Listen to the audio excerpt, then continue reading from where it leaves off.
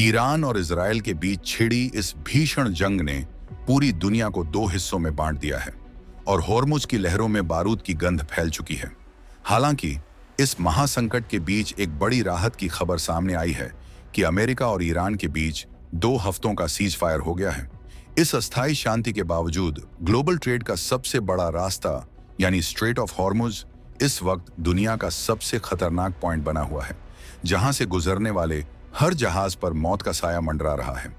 इस महासंकट के बीच जब दुनिया की महाशक्तियां सिर्फ बयानबाजी कर रही हैं, तब भारत ने शांति से एक ऐसा दांव चल दिया है जिसने पेंटागन से लेकर बीजिंग तक के पसीने छुड़ा दिए हैं। क्या आपने कभी सोचा है कि अगर आसमान में एक ऐसा दैत्य बैठ जाए जो लगातार 10 दिनों तक बिना नीचे आए दुश्मन की हर हरकत पर नजर रखे और जरूरत पड़ने पर वहीं से जानलेवा ड्रोन्स की पूरी फौज छोड़ दे, तो नजारा क्या होगा? क्या भारत का यह नया आसमानी किला मिडिल ईस्ट से लेकर हिंद महासागर तक की पूरी बाजी पलटने वाला है? दुनिया इस वक्त 2026 के उस मोड़ पर खड़ी है जहां पारंपरिक युद्ध के तरीके पुराने पड़ चुके हैं। ईरान ने हॉर्मुज की खाड़ी को ब्लॉक करने की धमकी देकर पूरी दुनिया की सप्लाई चेन की गर्दन पकड़ रखी है। कच्चा तेल आसमान छू रहा है और समंदर में चारों तरफ सिर्फ हलचल है। ऐसे माहौल में इंडियन एयरफोर्स यानी IAF ने एक ऐसा सरप्राइज पैकेज तैयार किया है जिसकी कल्पना भी किसी ने नहीं की थी। यह कोई मामूली जहाज या फाइटर जेट नहीं है, बल्कि यह है हाइड्रोजन से चलने वाला एक विशालकाय एयरशिप।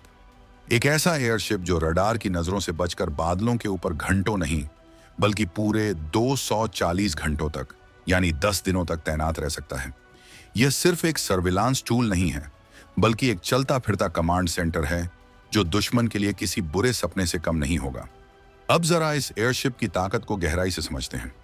आमतौर पर जब हम निगरानी की बात करते हैं तो हमारे दिमाग में सैटेलाइट या फिर छोटे ड्रोन्स आते हैं, लेकिन सैटेलाइट की एक दिक्कत होती है, वो एक निश्चित समय पर ही किसी इलाके के ऊपर से गुजरते हैं।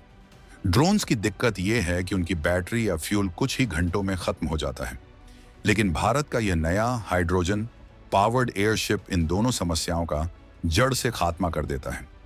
हाइड्रोजन फ्यूल सेल तकनीक का इस्तेमाल करके इसे इतना हल्का और ताकतवर बनाया गया है कि यह भारी भरकम पेलोड लेकर आसमान की ऊंचाइयों पर स्थिर खड़ा रह सकता है। इसकी सबसे बड़ी खासियत इसकी एंड्योरेंस यानी टिकने की क्षमता है। सोचिए, एक बार लॉन्च होने के बाद 10 दिनों तक इसे वापस बुलाने की जरूरत ही नहीं पड़ेगी। इस एयरशिप के अंदर जो टेक्नोलॉजी फिट की गई है वो वाकई दिमाग घुमा देने वाली है। इसमें लगे सेंसर और हाई डेफिनेशन कैमरे इतने पावरफुल हैं कि ये हजारों फीट की ऊंचाई से समंदर में तैरती एक छोटी सी नाव की भी कुंडली निकाल सकते हैं। लेकिन असली खेल तो इसके ऑफेंसिव यानी हमलावर सिस्टम में है। IAF का यह एयरशिप सिर्फ देखेगा नहीं, बल्कि यह मदरशिप की तरह काम करेगा। इसके पेट के अंदर ड्रोन्स का एक पूरा झुंड यानी स्वार्म ड्रोन्स तैनात रहेंगे। जैसे ही कोई संदिग्ध हरकत दिखेगी या दुश्मन की तरफ से कोई चुनौती आएगी, यह एयरशिप हवा में ही उन ड्रोन्स को रिलीज कर देगा। ये छोटे छोटे ड्रोन्स किसी मधुमक्खी के झुंड की तरह दुश्मन पर टूट पड़ेंगे और उन्हें संभलने तक का मौका नहीं देंगे। अब सवाल उठता है कि भारत को इस वक्त इसकी जरूरत क्यों पड़ी? इसका सीधा संबंध हॉर्मुज संकट और चीन की हिंद महासागर में बढ़ती दखलंदाजी से है। हॉर्मुज की खाड़ी से भारत का ज्यादातर तेल आता है और वहां मची उथल पुथल भारत की इकोनॉमी को चोट पहुंचा सकती है। ऐसे में भारत को एक ऐसे पहरेदार की जरूरत थी जो दूर बैठकर भी पल पल की खबर दे सके। वहीं दूसरी तरफ चीन भी चुप नहीं बैठा है। वो लगातार अपने जासूसी जहाजों को हिंद महासागर में भेज रहा है। इस हाइड्रोजन एयरशिप के जरिए भारत अपने समुद्री इलाकों और सीमाओं पर ऐसी चाक चौबंद सुरक्षा कर लेगा कि परिंदा भी पर नहीं मार पाएगा। ये एयरशिप सस्ता भी है और फाइटर जेट्स के मुकाबले इसे मेंटेन करना भी बहुत आसान है।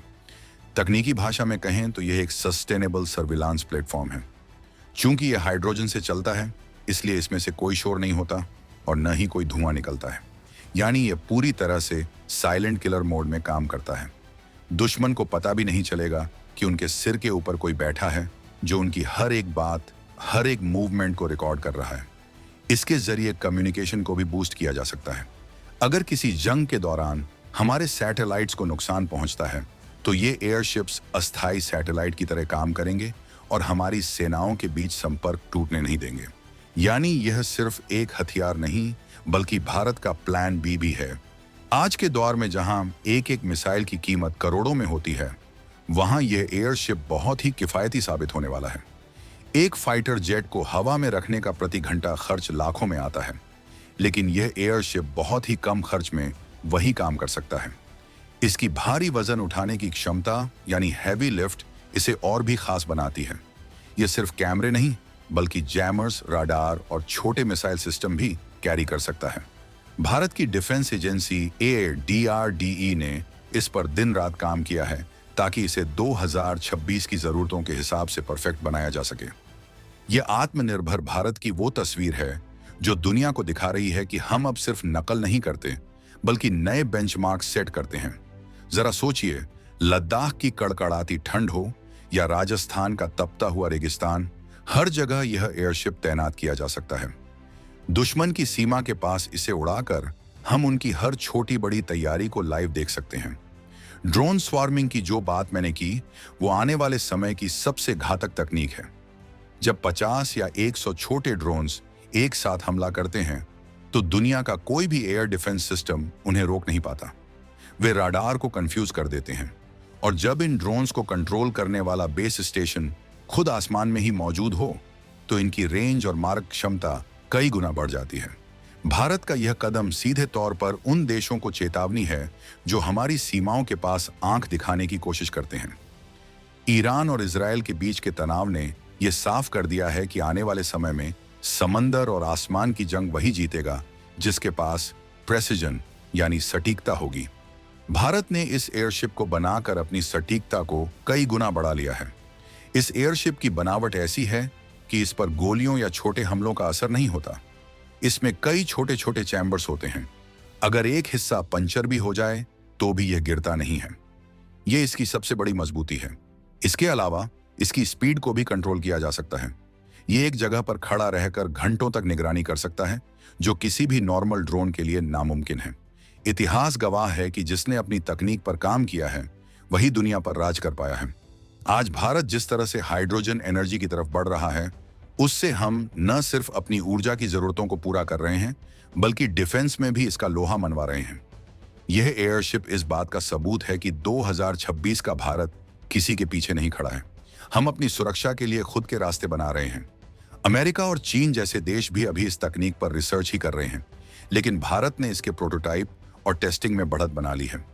यह हमारी वायुसेना के लिए एक गेम चेंजर साबित होने वाला है, क्योंकि इससे हमारे पायलटों को रिस्क में डाले बिना हम दुश्मन के घर में झांक सकते हैं। लेकिन क्या यह सब इतना आसान था? बिल्कुल नहीं। हाइड्रोजन को एक फ्यूल के तौर पर इस्तेमाल करना और उसे आसमान की ऊंचाइयों पर स्टेबल रखना एक बहुत बड़ी इंजीनियरिंग चुनौती थी। हाइड्रोजन बहुत ही ज्यादा ज्वलनशील होती है, लेकिन भारतीय वैज्ञानिकों ने इसके लिए जो सेफ्टी लेयर्स बनाई हैं, वो इसे सुरक्षित बनाती हैं। इसमें इस्तेमाल होने वाले मटेरियल को भी बहुत हल्का रखा गया है ताकि यह ज्यादा पेलोड उठा सके। यह प्रोजेक्ट दिखाता है कि कैसे हम कम संसाधनों में भी दुनिया का सबसे बेहतरीन आउटपुट दे सकते हैं। इसकी हर एक चिप, हर एक सेंसर भारतीय दिमाग की उपज है, जो इसे सही मायनों में स्वदेशी बनाता है। इस एयरशिप की तैनाती के बाद हिंद महासागर में भारत का दबदबा इतना बढ़ जाएगा कि किसी भी विदेशी बेड़े को यहां आने से पहले 100 बार सोचना होगा। हम सिर्फ अपनी रक्षा नहीं कर रहे, बल्कि हम ग्लोबल ट्रेड को भी सुरक्षित कर रहे हैं। होर्मुज में अगर कोई जहाज फंसता है या किसी पर हमला होता है, तो भारत का यह आसमानी प्रहरी तुरंत वहां पहुंच सकता है और सहायता प्रदान कर सकता है। यह एक तरह से मैरीटाइम सिक्योरिटी का नया अध्याय है। दुश्मन की हर चाल अब भारत की नजरों में होगी।